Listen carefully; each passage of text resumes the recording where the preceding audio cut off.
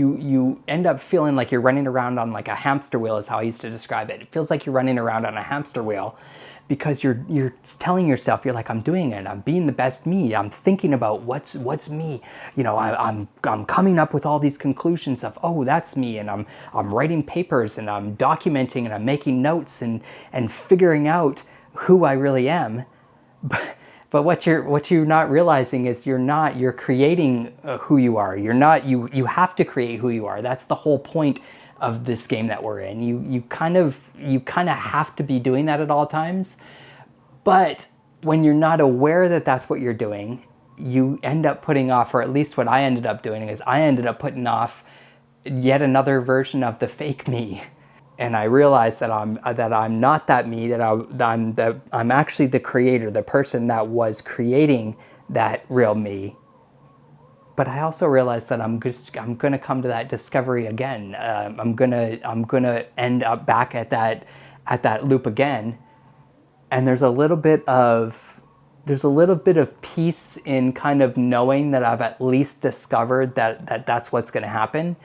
And I can kind of see it coming, but there's also a little bit of like anxiety in knowing that it's inevitable.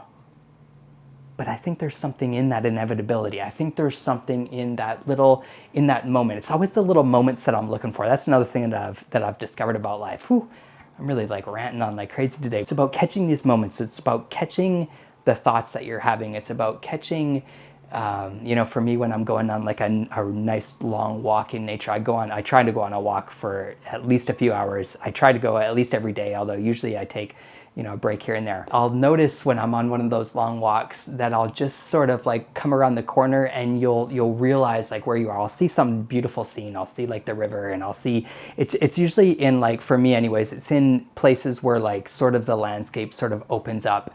And you kind of realize, you get this feeling of just being small and being this little ant kind of, crawling on this little trail, and everything just, I describe it as sort of like that feeling of bliss. And the reason I describe it as bliss is because it's such a moment.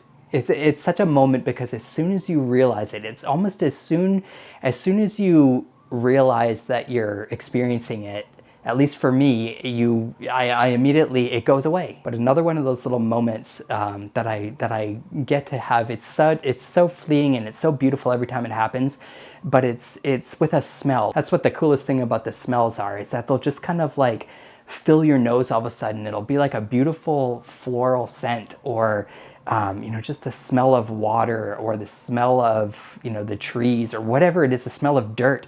And it's almost like your nostrils will become full of it. And then as soon as you realize that what you're smelling, you start to try to identify it. That smells like this, or it smells like that. And as soon as you start doing that, at least for me, that's when it goes away. I've noticed that I'll go in for that second sniff. I'll go in for that, and you'll try and breathe it in deep. You'll try to find it again in the air, and it's gone. I don't know if it was magic. I don't know if it was just some little particle that's just made its way through my nose down into my body somewhere, and that's why I can't smell it anymore. The beauty is in the fact that you just get to experience it, and there's even more beauty in the fact that you can only experience it while you don't realize you're experiencing it. Whew. Dare I say, another lesson that the mushroom has taught me? It truly is another lesson that the mushroom has taught me. You're in so much control that you don't have any control.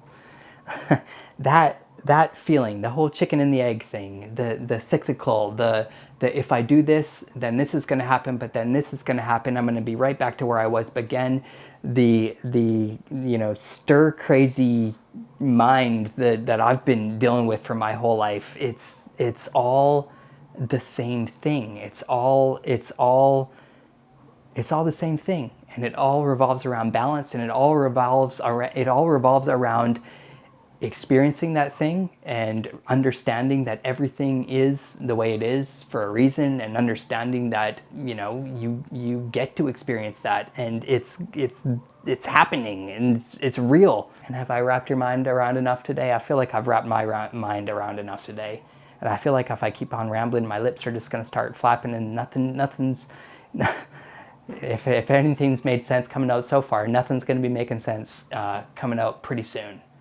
But you know what? I think today I just needed to stand here and to talk to the camera for a little while. I don't know. Anyways, I guess my little battery thing's blinking, so maybe I should just talk until the battery actually dies on me again.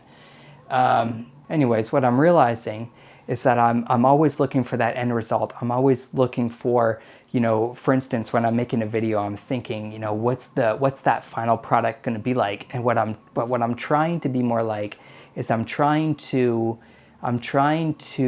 just enjoy the process of actually making the video without any care that it even becomes anything. Maybe what if the footage gets deleted tomorrow? I want to be okay with that. I could just not tell you what's going on in my head and chuckle every once in a while as a thought comes out. That's an insightful thing I could leave you with.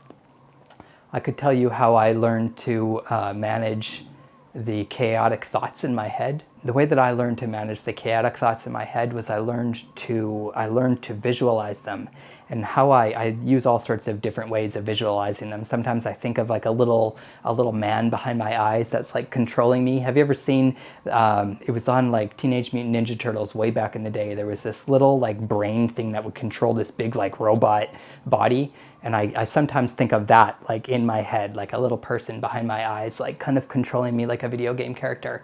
That's not really as much to do with the thoughts though. How I visualize my thoughts a lot of the times is like a literal whirlwind, like a tornado. And I just imagine like just every thought that's coming in is just it's just spinning around, and there's all these different thoughts and they're spinning around.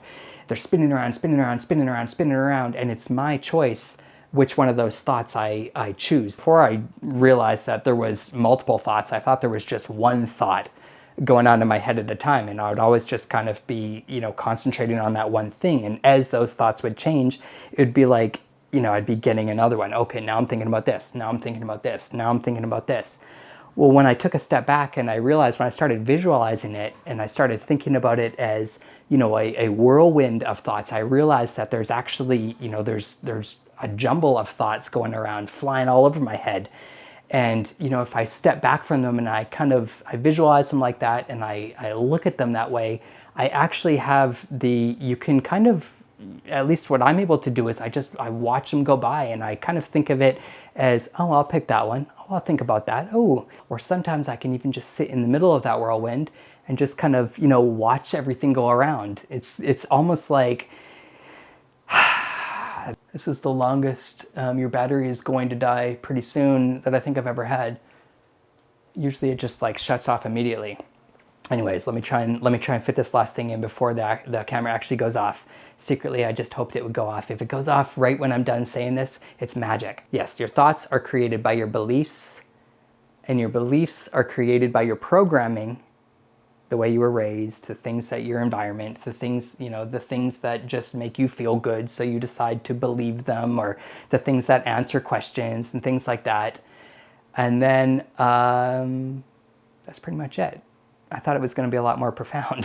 So I'll leave you with one more thing.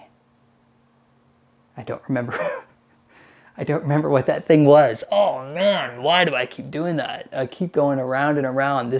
I feel like this was the best of the things. I really am truly feeling like a calling to be of more service lately, and I used to not understand what it meant when people would talk about that, when they would say, like, especially they would talk about, oh, as you get older you're gonna feel more of a calling to be of service and things like that.